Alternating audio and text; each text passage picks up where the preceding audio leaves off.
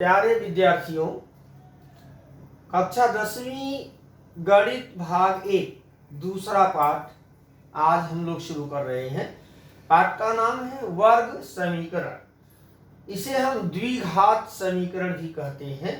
द्विघात समीकरण क्यों कहते हैं? जिसका अधिकतम घात 2 हो, क्वाड्रेटिक इक्वेशन। पहली बात आप जान लो कुछ लक्षण इसके कि वर्ग समीकरण है क्या। ऐसा समीकरण जिसमें केवल एक चरांक हो, उस चरांक का एक घात 2 हो, अर्थात अधिकतम घात 2 हो, और उस समीकरण के सभी घातांक पूर्ण संख्या हो, उसे वर्ग समीकरण कहते हैं। अर्थात जिस एक चरांक वाले समीकरण में सभी घातांक पूर्ण संख्या हो तथा चरांक का अधिकतम घातांक 2 हो, उसे वर्ग समीकरण कहते हैं। ऐसे में आप सोच सकते हैं कि कोई भी समीकरण वर्ग समीकरण कब होगा? वर्ग का मतलब ही 2 होता है जब उसका घात अधिकतम घात 2 हो। उदाहरण के तौर पे देखिए, x² plus 7x plus 12 is equal to 0। कहते हैं इसके सभी घातांक क्या हो? पूर्ण संख्या। अब पहला पद क्या है? x का वर्ग, यानी इसका घात कितना है बच्चों? 2। 2 क्या है? पूर्ण संख्या। धन 7x, दूसरा पद क्या है? 7x। x के ऊपर कुछ नहीं है, अर्थात इसका घातांक कितना है? 1। 1 भी क्या है? पूर्ण संख्या। तीसरा पद या अंतिम पद या अचर पद, इसका मान क्या है?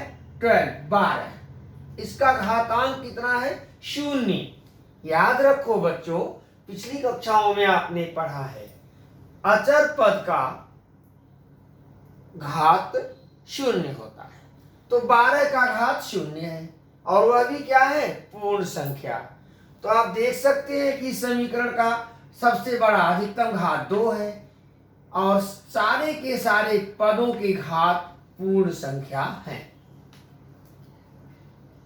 वर्ग समीकरण का मानक स्वरूप, standard form of quadratic equation क्या होता है?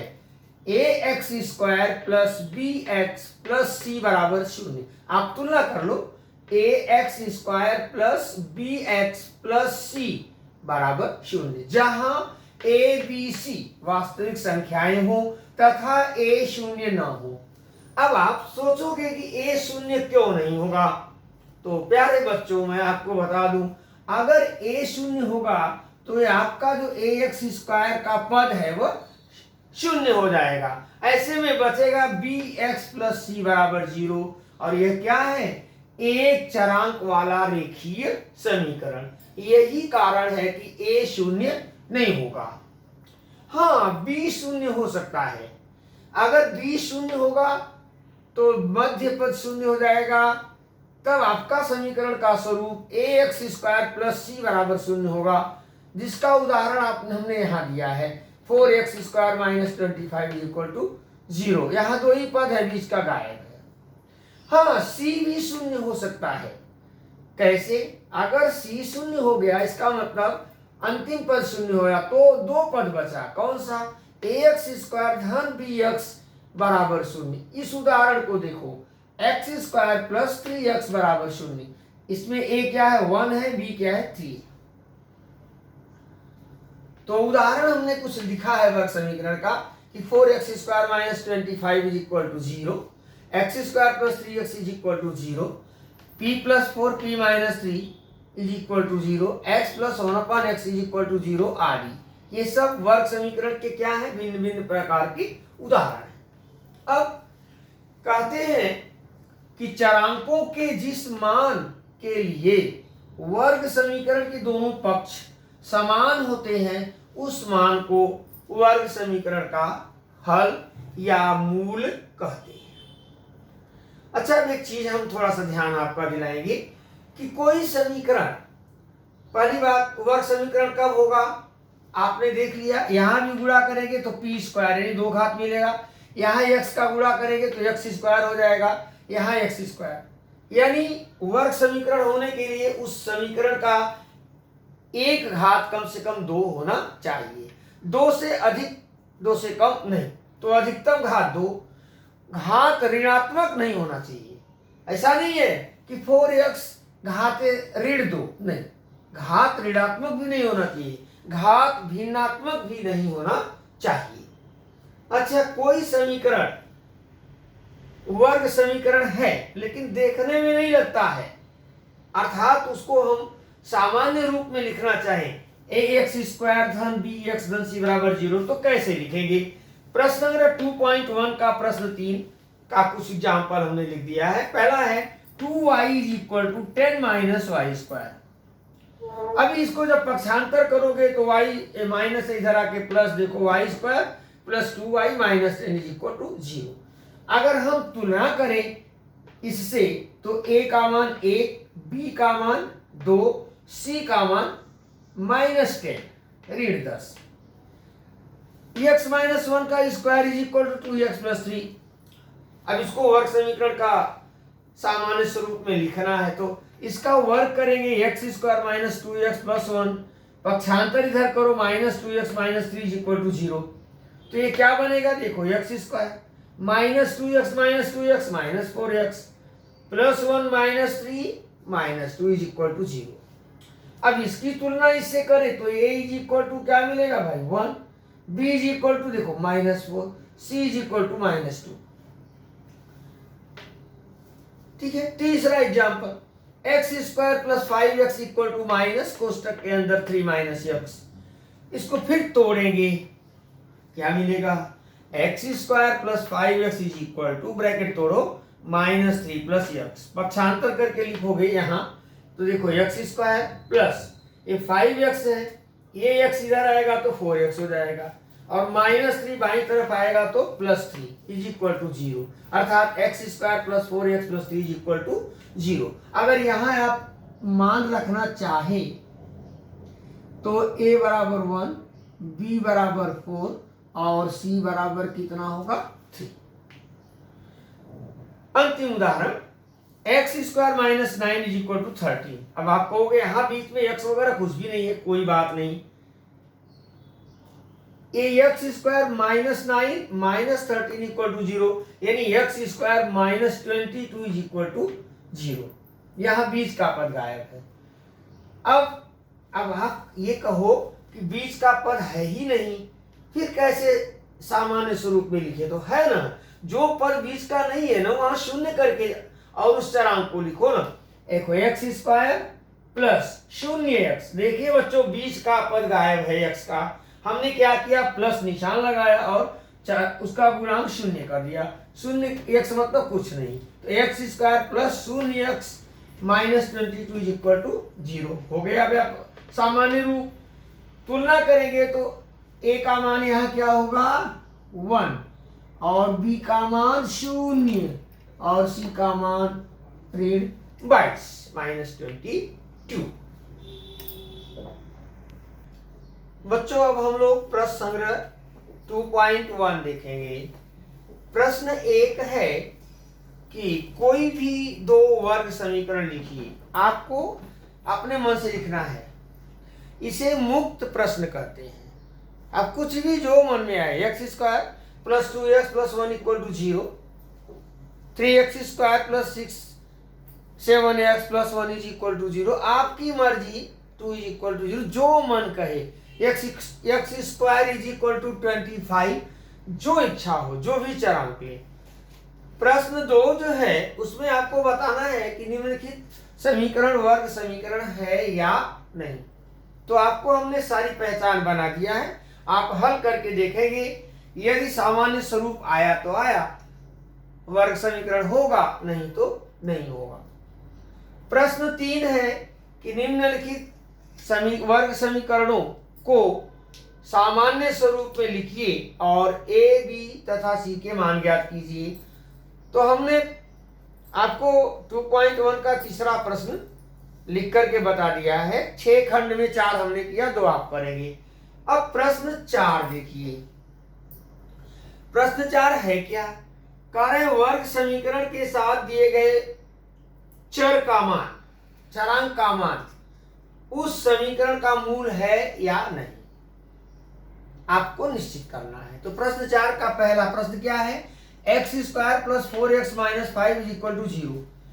चर क्या है यहाँ? x। तो करें x बराबर 1 कामा -1। ये बताना है कि 1 और -1 इस वर्ग समीकरण के मूल हैं या नहीं। हल देखेंगे। हम पहले क्या करेंगे? x बराबर 1 रखेंगे।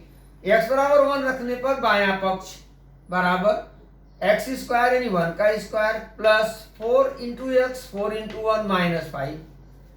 1 का स्क्वायर 1 होता है, plus 4 minus 5 is equal to 1 plus 4 5 minus 5 is equal to 0।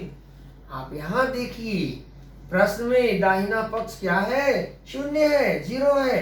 तो यह 0 बराबर दायां पक्ष की, इसलिए x बराबर 1 दिए गए वर्ग समीकरण का एक मूल है। समझ में आया? चलिए दूसरा एक और देखिए। अब ये मान क्या है? -1। तो x इक्वल टू -1 रखने पर बायां पक्ष -1 का स्क्वायर प्लस 4 इंटू -1 -5 -1 का स्क्वायर 1। आपको मालूम है ऋण संख्या का वर्ग धन होता है। Plus into minus minus 4 -5। तो 1 - 9 is equal to 1 - 8। 1 - 9 is equal to -8। अब आप देख सकते हैं कि -8 यहां आया, लेकिन प्रश्न में दायां पक्ष 0 दिखा रहा है। इसका मतलब यह बराबर नहीं है दायां पक्ष के। क्या? -8 is not equal to right hand side. इसलिए x बराबर -1 दिए गए वर्ग समीकरण का मूल नहीं है। क्यों? क्योंकि चरांक के जो मान रखते हैं दोनों पक्ष समान होने चाहिए। अब प्रश्न 4 का दूसरा भाग आप स्वयं हल करेंगे पहले जैसा है। इसके बाद प्रश्न 5। प्रश्न 5 बड़ा महत्वपूर्ण प्रश्न है, छोटा सा। कह रहे हैं कि यदि x बराबर 3, यह kx स्क्वायर ऋण 10x धन 3 बराबर 0 इस वर्ग समीकरण का एक मूल है, तो k का मान ज्ञात कीजिए। मतलब x बराबर 3 क्या है? हल है उस समीकरण का। कौन सा समीकरण? kx square minus 10x plus 3 equal to 0 का। तो इसका हल क्या होगा? चूंकि x बराबर 3 दिए गए समीकरण का एक मूल है, इसलिए x बराबर 3 दिए गए समीकरण में रखने पर समीकरण क्या है आपका? kx square. समीकरण है kx square minus 10x plus 3 is equal to 0। चलो अब मान रखो भाई x बराबर 3, तो यहाँ k कोष्टक में 3 का square minus 10x 10 into 3 plus 3 is equal to 0। अब k 3 का वर्ग 9, तो 9k minus 10 3 30 30 plus 3 is equal to 0। इसका मतलब 9k minus 30 plus 3 minus 27। 9k minus 27 is equal to 0। तो k is equal to 27/9, k equal to 3। k का मान क्या होगा? 3। आप चाहे एक पद और लिखना था कि 9k इज इक्वल टू 27, आप लिख लीजिएगा, जगह का अभाव रहता है थोड़ा। और प्रश्न 6, यह कृति है बच्चों। कृति आपकी बोर्ड परीक्षा में प्रश्न क्रमांक 2 और प्रश्न क्रमांक 3 में कृतियां पूछी जाती हैं, 2-2 नंबर की और 3-3 नंबर की। तो कृति पूर्ण करने के लिए आपको बॉक्स बनाना पड़ता है पेंसिल से और उसको भरना पड़ता है। बहुत महत्वपूर्ण प्रश्न है, ध्यान दीजिए। प्रश्न 6 क्या प्रश्न है? 5m square plus 2m plus k is equal to 0 इस वर्ग समीकरण का एक मूल ऋण 7/5 है, तो k का मान ज्ञात करने के लिए निम्नलिखित कृति पूर्ण कीजिए। इसका हल 5m स्क्वायर, सब बुक में लिखा है जैसा मैंने लिख दिया। अब हम कृति पूर्ण करेंगे। 5m square plus 2m plus k equal to 0, इस वर्ग समीकरण का एक मूल क्या है? -7/5 है। एक हमने बॉक्स भर दिया, तो m बराबर -7/5 उपरोक्त समीकरण में रखने पर क्या होगा? समीकरण है 5m स्क्वायर, 5 इंटू m क्या है? -7/5 का स्क्वायर प्लस 2 इंटू 2m यानी -7/5 plus k is equal to 0। अब बच्चों -7/5 का स्क्वायर करोगे तो 49 आएगा, और ये 5 जो है नीचे के 25 से भाग देंगे तो 5 × 25 केवल 5 बचेगा, तो इसका मान क्या होगा? 49/5। धन देखिए 2 का ऋण 7 में गुणा करेंगे तो ऋण 14/5, धन के बराबर 0। बच्चे ध्यान दे, यहाँ जो लिखा है मैंने उतना ही लिखा। जब आप 49 में से 14 घटाएंगे तो आएगा 35, दोनों का हर समान है तो 5, 35 में 5 की भाग देंगे तो यहाँ क्या आएगा? 7। तो 7 प्लस के इक्वल टू 0, इसलिए के बराबर ये इधर जाएगा और आपका फाइनल उत्तर मिलेगा 7। आपका 2.1 कंप्लीट हुआ।